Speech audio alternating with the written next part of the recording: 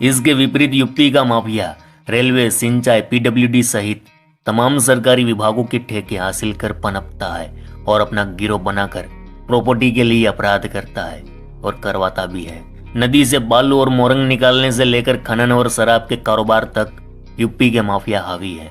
UP का हर mafia जनता के बीच रहकर अपना काला साम्राज्य चलाता है। मुंबई के माफिया की तरह विदेश में बैठकर वह अपना कारोबार नहीं चलाता। पूर्वांचल के माफिया राज के उदय में सबसे अहम भूमिका रही है शिक्षा का अभाव और गरीबी। अरे दादा, पूर्वांचल में गरीबी और रोजगारी की कमी से तमाम लोगों ने दबंगाई को अपना हथियार बनाया और फिर अपना वर्चस्व स्थापित करने के चक्कर में माफिया बन गए।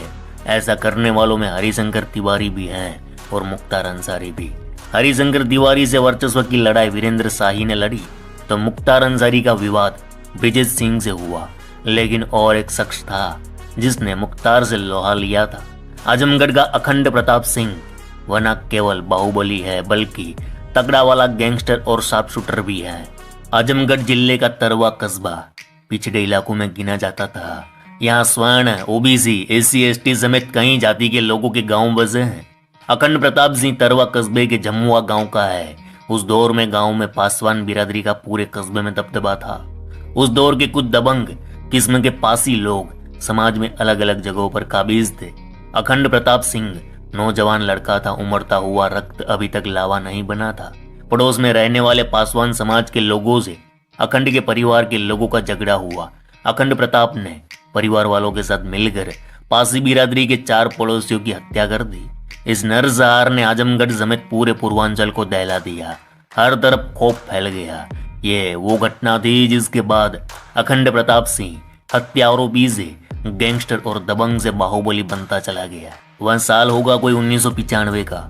उत्तर प्रदेश खासकर पूर्वांचल में माफिया राज की नींव अब चारों दिशाओं में तांडव मचा रही थी। दिसंबर का महीना था। अखंड प्रताप 20-22 साल का रहा होगा। घटना के बारे में वहां के लोग बताते हैं कि कोई दोपहर का वक्त था। अखंड के चाचा अपनी बेटी की शादी के लिए लड़का देखने जा रहे थे। उस हत्याकांड के बारे में जानने वाले का दावा है कि रास्ते में पासी बिरादरी के लोगों ने अखंड के चाचा पर छिटाकसी की। लड़की की शादी अपने यहाँ करवाने की बात कर मजाक उड़ाया। बात बहुत बिगड़ गई। अखंड के चाचा के साथ गाली गलौज तक हुई। कुछ देर बाद वह परिवार के सदस्यों को लेकर पासी बिरादरी के लोगों के घर पहुंच गए। यहाँ दोनों घरानों के बीच जमकर विवाद हुआ, खींचातानी हुई। तब अखंड प्रताप और उसके परिवार वालों ने चाचा का अपमान करने वाले उन 4 लोगों की सरेआम हत्या कर दी।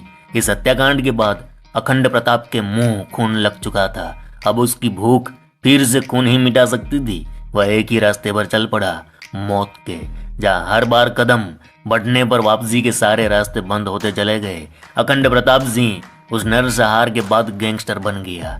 जिस समय अखंड ने हत्याकांड को अंजाम दिया उस दौर में आजमगढ़ का कुख्यात अपराधी कुंटू सिंह हुआ करता था और बड़ा गैंगस्टर था।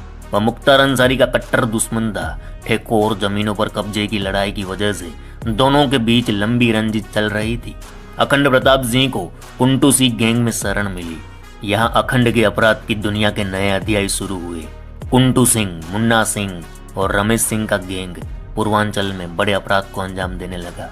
पुलिस रिकॉर्ड के मुताबिक अखंड प्रताप सिंह ने बाद के वर्षों में कई लोगों की हत्या की। अपराध की दुनिया में उसका दबदबा और समाज की नजरों में उसका खौफ बढ़ता चला गया। अब अखंड प्रताप सिंह गैंग में सक्रिय भूमिका निभाने लगा। अरे मामा, वहां के लोग बताते हैं कि कुंटू सिंह के साथ मिलकर अखंड प्रताप सिंह ने एक तिहरे हत्याकांड को भी अंजाम दिया था। मऊ जिले के जीएनपुर बाजार में 3 गवाहों की हत्या हुई थी। मारे गए लोग कुंटू गैंग के खिलाफ एक मामले में गवाह थे। भरे बाजार हुए इस हत्याकांड के बाद अखंड प्रताप सिंह की गिनती दुर्दांत शूटर में होने लगी थी। अब पूरे सूबे में अखंड प्रताप का दबदबा कायम हो चुका था। लोग उससे डरने लगे थे। अब अखंड प्रताप सिंह ने तरवा ब्लॉक पर कब्जे के लिए पंचायत की सियासत में किस्मत आजमाई। 2005 में वह पहली बार ब्लॉक प्रमुख बना। दबंगाई और पैसे की कोई कमी नहीं थी, जिसकी वजह से वह लगातार 16 साल तक या तो खुद उस सीट पर काबिज रहा या उसके लोग ब्लॉक प्रमुख बनते रहे। स्थानीय लोग बताते हैं कि आजमगढ़ के तरवा ब्लॉक की राजनीति पर अखंड के बाहुबल का प्रताप अब भी है। 2017 में बीएसपी के टिकट पर आजमगढ़ की अंतरौलिया विधानसभा सीट से चुनाव लड़ा लेकिन हार गया। आंकड़े बताते हैं कि उसके पास 100 करोड़ से ज्यादा की संपत्ति थी, जो अब बाबा की सरकार ने छीन ली या जब्त कर ली। लेकिन पूर्वांचल के 4 जिले आजमगढ़, मऊ, गाजीपुर और वाराणसी के कुछ इलाकों में आज भी अखंड प्रताप की गैंग का प्रभुत्व है।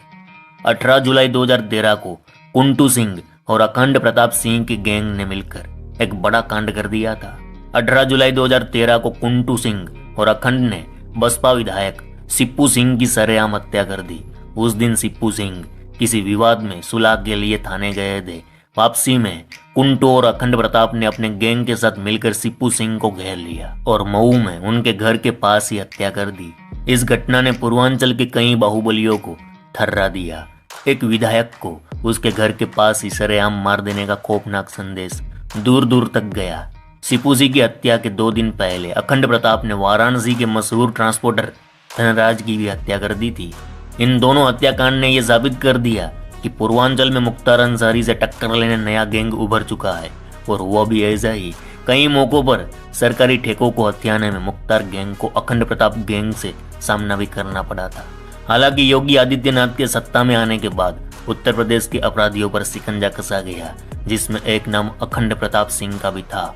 लिहाजा एनकाउंटर के डर से 2019 में उसने सरेंडर कर दिया, जो आज जेल में बंद है। तो मामा, ये थी आजमगढ़ के अखंड प्रताप सिंह की कहानी। कहानी कैसी लगी कमेंट में जरूर बताना। चलो इस गुज्जू भाई का राम राम, मिलते हैं फिर।